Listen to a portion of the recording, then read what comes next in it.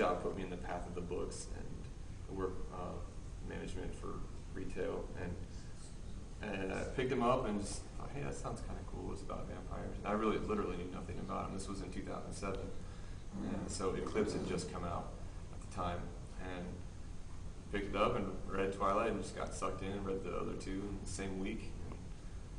Became a big fan, and I've always been a musician though, on the side doing my thing. And I was writing a song one day, and my wife was like, "Hey, that's cool. It's sounding. Does it have any lyrics yet?" I said, "Nope."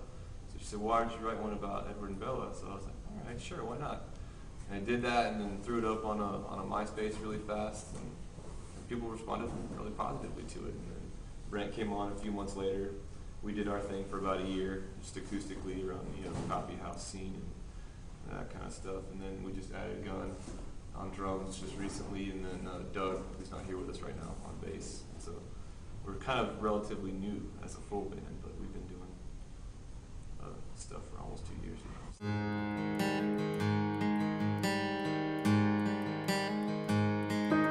I mean, I'm not like a bookworm, but that one caught my eye, so I'll check it out. Was it the cover, or? It was actually the back cover of Twilight. It was the 3 things that Bella was absolutely sure of, so that really caught my attention. I wrote a song about that. So. And what's that? Number 3 is the name of that song. So that's actually about the back cover of the book. So.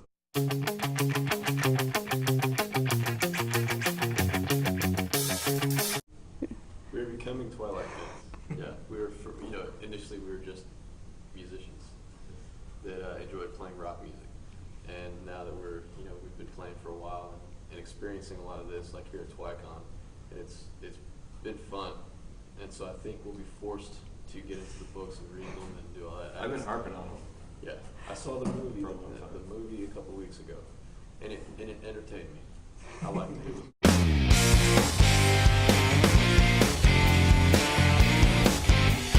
We play a lot of cover songs because a lot of the clubs that we play around town in Atlanta, they want you to play stuff that people have heard of also. So in addition to our original stuff about Twilight, we play a lot of cover songs too, 90s alternative rock and other stuff like some newer stuff. We do James Blunt sometimes.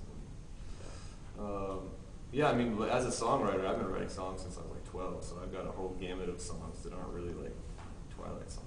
But right now, this is relevant. We love doing it, so.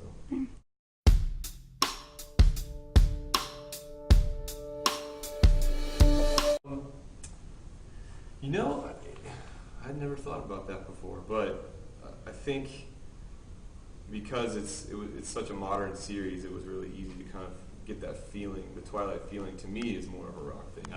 When I read it and when we went on track for the first film, I think reflects that too. I mean, it's a lot of indie stuff, and Muse is definitely rock, and they got Collective Soul on there. So I think the director also got that same vibe. It's that kind of story, in my opinion. But Edward himself, yeah, he's an old school dude, and writing from his perspective, I think most of them from his perspective, other than Jacob Black, are a little softer maybe. So maybe that came through unintentionally. I don't know. Right.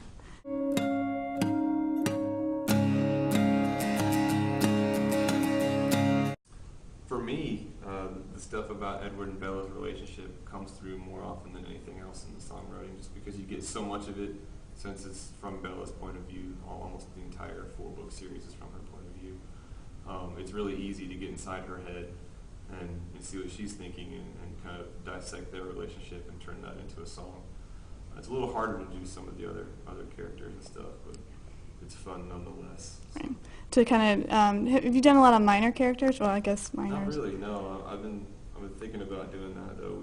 I've been working on a song from another character's point of view. I don't know what I feel yet. More of a minor character's point of view, but it's a fun song. So it's kind of fun and a little bit liberating to kind of move on from Edward and Bella's relationship into some of the other characters. You don't hear a lot about them throughout the stories. So. As she sits there so consumed, does she even know the truth? The song I Don't Know is kind of about that. It's about how Bella feels when she meets Bree at the end of Eclipse. So it's a little bit about that. So tell us a little bit about that song. That song, up until that point in the series, Bella was all vampire, vampire, vampire, turn me now, that kind of thing. But then when she gets to see a newborn for the first time, she's a little bit like, maybe not so much right away, you know. So she starts doubting for the first time that decision. So it's just kind of how she feels and what's going through her mind when she sees Bree, and how Bree just, you know, is just like this uncontrollable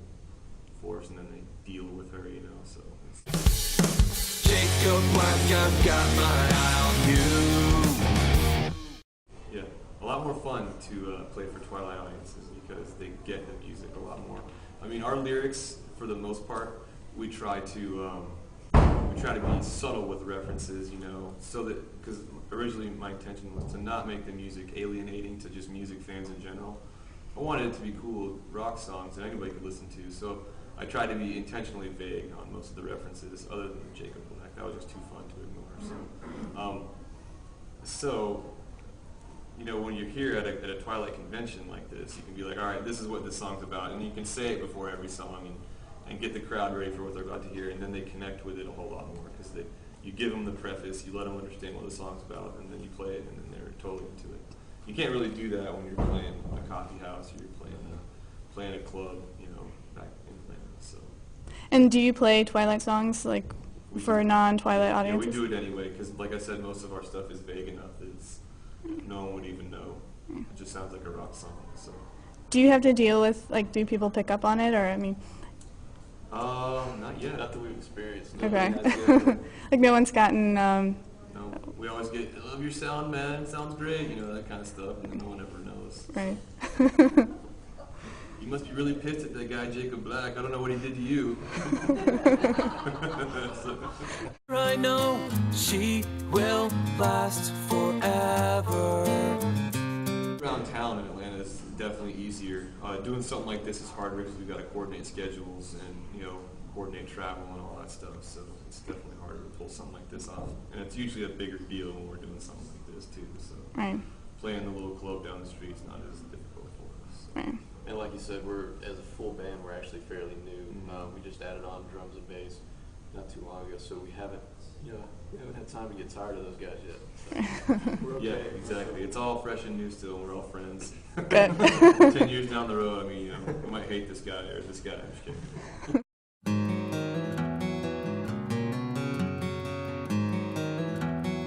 Sure, yeah.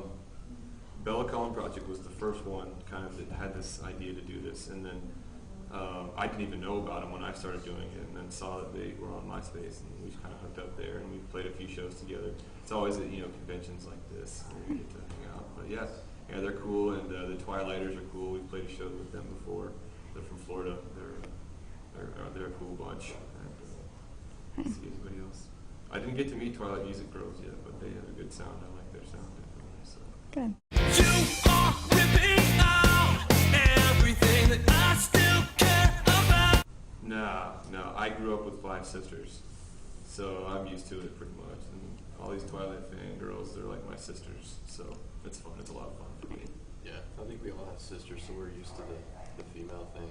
I mean, it is a little weird because it'd be nice if everything was more balanced, but it doesn't make it any less fun or enjoyable. Good. No, we're all here to enjoy Twilight, and the energy's always there, regardless of your gender. And Yeah. we just happen to be not the typical gender of Twilight fans, so but it's fun. It works out well. We have a great time. I've been alone for oh so long. Any of the film soundtracks, that'd be a huge breakthrough for us. And I think our songs are pretty strong. You know, if not New Moon, then maybe Eclipse, something like that. Down the road, who knows? Who else will? Please be still.